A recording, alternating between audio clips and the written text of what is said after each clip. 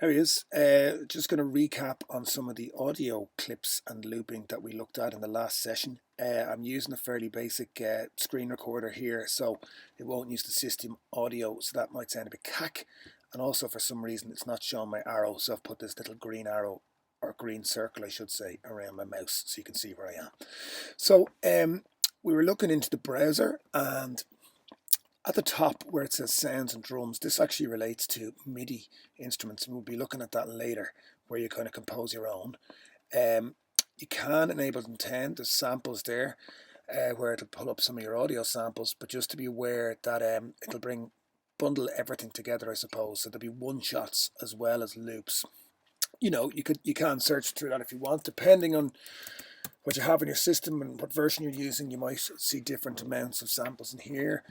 You can get a little preview. You find a loop you like, you can pull it over. I'm just pulling it over onto an audio channel here. There's MIDI channels in your default original session. You can play that. You can stop it. Double clicking will show you the content of that loop.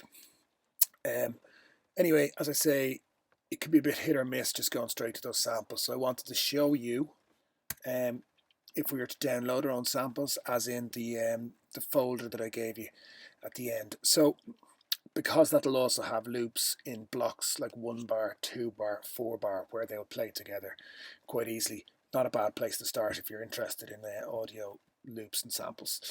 So down here under places, you can set up your own shortcut to a folder on your machine. So if I look on my Finder in my machine, you know, if I go to my where I might have downloaded or saved some files, it might be in your downloads folder, or you might have put it somewhere more categorical. So if I went into samples, let's say, what was I going to get?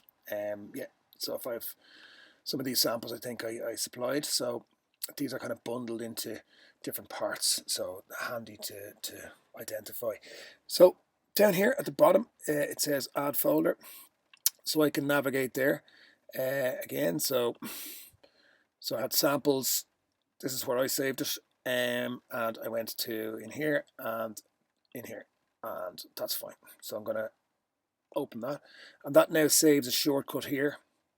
You can of course pull those loops straight in as we showed you, but it can be nice for previewing and everything if you have them in here in your browser, because you can give one click. So if we go into this set, there's bass, drums, guitars, percussion, piano. So if I go into my drums, I can preview some. So if I want to take that one, I can drop it onto a MIDI track in Live 10. It'll kind of convert it into an audio session once you drop it in there, or an audio track, I should say.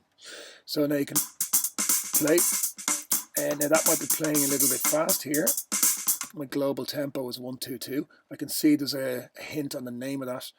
110 looks like the natural BPM. Also, you can see Ableton makes a good guess at what the natural BPM is of the audio. So I'll just turn down the global tempo here to 110 a bit. There we go. You can type it in. Okay, let's go and have a listen to some bass.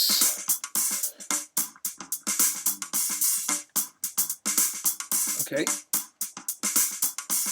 Appreciate you might not be able to hear it on the screen recording. The bass anyway, you're probably hearing a lot of toppy sounds. So we can start them one after the other. If I stop, because they're in play, using the space bar, they'll kick off at the same time. I can also hit the metronome up here. Helps us count it out if we want. 2, 3, 4, 2, 2, 3, 4. Also these pie charts down here, giving the beats, overall amount of beats in a 4/4 time, gives us a hint that it's a 2-bar loop. Okay, and then I might want to find something else, so I could try this Rhodes here, so you can kind of sample or kind of preview it by pressing on it. If you have your loops playing, it'll preview in time. I'm going to switch off the metronome. Okay, let's have that fella. I'll kick it off just before the top of the bar. I can mix it down a bit. I probably need to because my overall is going into the red there.